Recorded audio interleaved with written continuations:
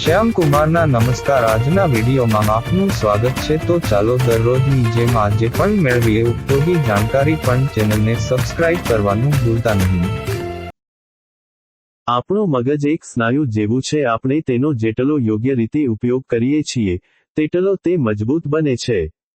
પરંતુ જેમ ખરાબ જીવનશૈલીની આદતો આપણા શરીરને નુકસાન પહોંચાડે છે, તેવી જ રીતે કેટલીક દૈનિક આદતો આપણી યાદશક્તિ અને વિચારવાની કુશળતાને ધીમે ધીમે નબળી બનાવી શકે છે। આપણામાંથી ઘણા લોકો દરરોજ આ વસ્તુઓ કરે છે અને આપણને ખ્યાલ નથી હોતો કે તેનાથી આપણી મગજ શક્તિને કેટલું નુકસાન થાય છે।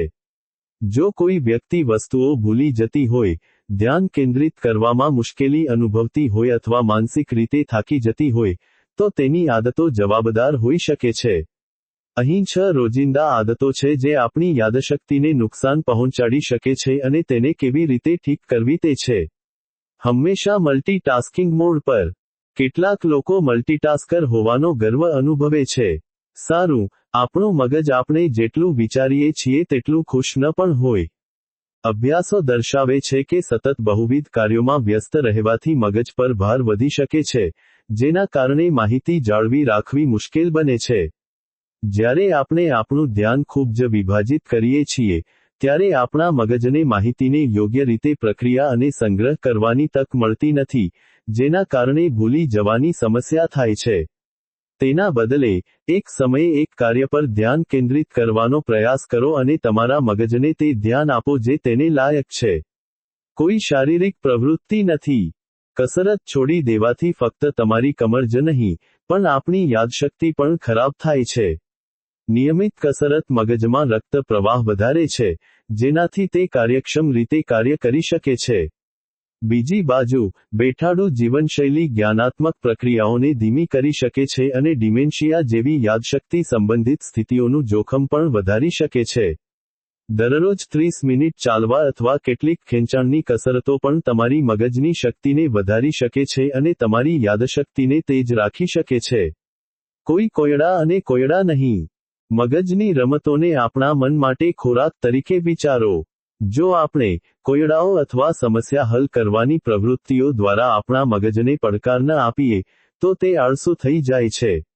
જેમ કસરત વિના સ્નાયુઓ નબળા પડી જાય છે, તેમ જો તમારી યાદશક્તિ નિયમિતપણે ઉત્તેજિત ન કરવામાં આવે તો તે ક્ષીણ થઈ શકે છે। સુડોકુ ક્રોસવર્ડ ઉકેલવા, અથવા નવો શોખ અજમાવવાથી પણ તમારા મગજને વ્યસ્ત રાખી શકાય છે અને યાદશક્તિમાં સુધારો થઈ શકે છે। આખો સમય ફોન પર રહેવું। સોશિયલ મીડિયા પર સતત સ્ક્રોલ કરવાથી, વિડિયોઝ જોતા રહેવાથી, અથવા દરેક નાની વસ્તુ માટે તમારા ફોન પર આધાર રાખવાથી તમારા મગજમાં સુસ્તી આવી શકે છે। માહિતીનો સતત પ્રવાહ તમારા મગજને ઓવરલોડ કરે છે, જેના કારણે ધ્યાન કેન્દ્રિત કરવું અને મહત્વપૂર્ણ વિગતો યાદ રાખવી મુશ્કેલ બને છે। ઉપરાંત, સ્ક્રીન પર ખૂબ લાંબા સમય સુધી જોવાથી ઊંડા વિચાર ઓછા થાય છે અને મગજની માહિતી સંગ્રહિત કરવાની ક્ષમતા નબળી પડે છે। તમારા મગજને શ્વાસ લેવાની જગ્યા આપવા માટે સ્ક્રીન સમય મર્યાદા સેટ કરવાનો અને વિરામ લેવાનો પ્રયાસ કરો। તમારી જાતને અલગ રાખવી। શું તમે જાણો છો કે એકલતા તમારા મગજને સંકોચી શકે છે? જ્ઞાનાત્મક સ્વાસ્થ્ય માટે સામાજિક ક્રિયાપ્રતિક્રિયા જરૂરી છે। વાતચીતમાં જોડાવાથી, વિચારો શેર કરવાથી અને પ્રિયજનો સાથે સમય વિતાવવાથી વિચારવાની કુશળતામાં વધારો થાય છે અને યાદશક્તિ વધે છે। બીજી બાજુ, પોતાને અલગ રાખવાથી માનસિક ધુમ્મસ, તણાવ અને ડિપ્રેશન પણ થઈ શકે છે, એવી પરિસ્થિતિઓ જે યાદશક્તિને સીધી અસર કરે છે। તમારા મગજને સક્રિય રાખવા માટે મિત્રો સાથે જોડાવાની, સામાજિક જૂથોમાં જોડાવાની અથવા મનોરંજક ચર્ચાઓમાં જોડાવાની આદત બનાવો। ખૂબ જ તણાવ। તણાવ એ યાદશક્તિ ચોર જેવો છે। તે ધીમે ધીમે માહિતી યાદ રાખવાની તમારી ક્ષમતાને ભૂંસી નાખે છે। ક્રોનિક તણાવ કોર્ટિસોલ, એક હોર્મોન મુક્ત કરે છે જે મગજના યાદશક્તિ કેન્દ્ર, હિપ્પોકેમ્પસને નુકસાન પહોંચાડે છે।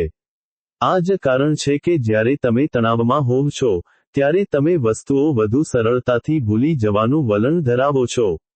આરામ કરવાના રસ્તાઓ શોધવા, જેમ કે ધ્યાન, ઊંડા શ્વાસ લેવા અથવા કોઈ શોખમાં જોડાવા તમારા મગજને લાંબા ગાળાના નુકસાનથી બચાવવામાં મદદ કરી શકે છે।